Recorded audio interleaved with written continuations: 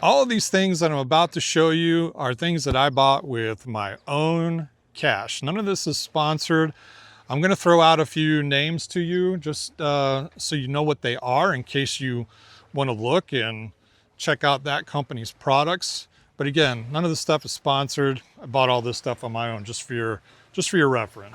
All right, I'm going to show you what I did to the inside of the Jeep. Now, first of all, I am going to dedicate this video to my dad because without all of the tutelage of my dad over the years and hanging out with him and building stuff and constructing stuff and just fixing stuff, I would not be able to do any of this. So, Dad, thank you. I appreciate it, even though sometimes I cut my fingers when I'm doing stuff. But hey, this is the setup that I'm really proud of, and I think this is going to last me a while. Now, I say that now, but who knows? I'll probably change it this summer. I don't know. But one thing I really wanted to do is I made a different piece for this before, and you probably have seen it in some videos, but it had a lot of doors. It had a little small compartments, and after taking it out on the trail and camping a few times, I just didn't like it. And I didn't like the finish of it. So I decided to go with a smaller fridge. Before I had a big fridge and it was way too big for me. So I ended up going with this drawer fridge, which holds just enough for me if I want to go camping for a couple of days or I'm out off-roading. I can put some drinks and lunch in here and I'm all good. But I also made this massive drawer, and this drawer goes all the way back to the back behind the driver's seat because I took out the rear seats of the Jeep.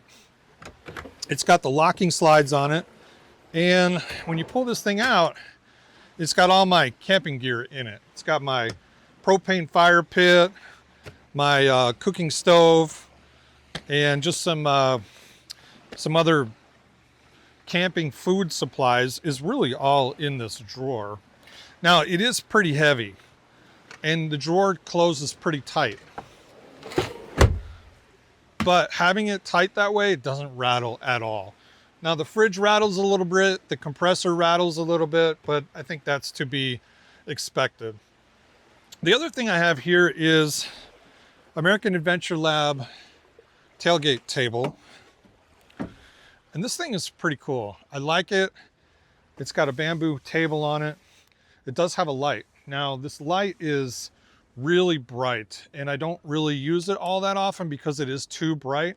When I'm out camping at night, it lights up everything. So I don't use that a whole lot. It does have some magnets on here, so I guess you could put your knives on there if you want. And then on the back side, it's got a MOLLE panel. Now I can't use the MOLLE panel because when I close this, it closes up really tight into, you know, this part of the back part that I built. The other thing that I like is I put a propane tank in here, and this is for my gas fire pit. So many times during the summer, there's fire restrictions out here in Arizona, and the only thing you can use is propane for a fire pit or propane for cooking. You can't have, you know, a wood burning fire. So I've got this propane tank on here. I mounted it up here to get it out of the way, and it seems to be working pretty good. It doesn't rattle or anything. The mount is actually a power tank mount that you would use for, you know, if you had a power tank for your tires, that's what is, that company makes a propane tank mount. So that's what I've got it mounted on. And then I've got my fire extinguisher up here, one of them up here, and then I have one also up in my bag in the front. So I've got two different ones to be able to utilize. I want to take a minute right now and just show you some of the things that I did while I was building this. You can tell there's a lot of 3/4 inch plywood. There's a lot of pocket screws and pocket joints that I did for this. A lot of table saw use, a lot of drilling, all kinds of stuff. And even the biscuit joiner. Now, be careful with the biscuit joiner, folks. I had a little mishap using that device. And yeah, it put me out of commission for probably a good month while I was building this. I'm gonna take you over to the side door and show you what I did over here.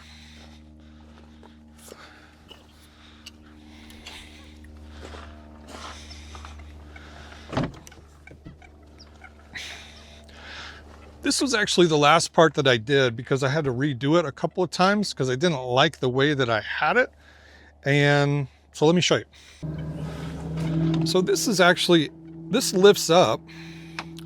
So I have easy access in here, and I've got my compressor down in here, and I also have my jackery. So the jackery is running the refrigerator.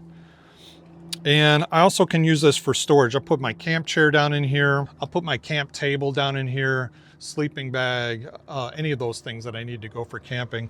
And then I can just close this. Because when I go camping, I just sleep in the back of the Jeep. So one of the things I did here was I made this so I can lift it up. And this gives me access into the bottom. But the other thing is it is hard to get in and out when you have this piece here. So this piece actually lifts up, but I can also pull it out. I'm going to take you to the rear driver's side and show you what I've got going on over here. So in here, I've got my tool bags underneath here just to try to keep the weight down as low as possible. First aid kit is right in here. Impact wrench in order to change tires if I need to do that. And then in here, this opens up and I have all my recovery gear in here. Extra battery for the impact wrench, and then toe straps and soft shackles. Everything that I need for recovery is down in this section here. So trying to make use of the wheel well space. And then just latches up. Now, you know I make videos, so I've got to have a camera up here on the driver's side. I just mounted this old GoPro that I have up here, and it's mounted on a Carolina Metal Masters mount here that goes right in here. And this is really good quality stuff, all aluminum, and it just it's really good stuff. So if you need some interesting or oddball brackets, they've got some cool stuff over there. I would check them out. I also have my Garmin InReach Mini that I use to satellite track the trails, because you know a lot of times I'm out here by myself and I let my wife and kids know. I send them a text from here and they can track exactly where I'm at all the time. And if I need to hit that SOS button, which hopefully I never do, it is available for me right there. Now I just got this Anvil Overland mounting bracket system. I've taken it out on the trail a few times and it's super solid. Like, this does not move at all. And one of the things that I needed it for was the phone mount. Now I had a different phone mount before, but anytime I was going down a washboard trail, my iPhone would just slide down, slide down, slide down. And you know what happens when the two buttons on the opposite side of your iPhone get compressed by that phone mount? It thinks you have an emergency and it wants to dial 911, right? So that didn't work for me. I ended up getting a different mount where it's got support here in the bottom. I don't even know what brand this is. I got this off of the internet somewhere. I've got my iPad over here where I'm also tracking GPS coordinates and mapping out trails as well. And then for communications, I've got the Midland MXT575 in there that I use when I'm out on trail runs with other folks. So that's what I've got up here on the dash. You see I've got a few things up here. I've got a Molly panel mount. It's from Molly Platforms is the name of the company. And I've got my aux beam switch panel up there that I use to control my lights.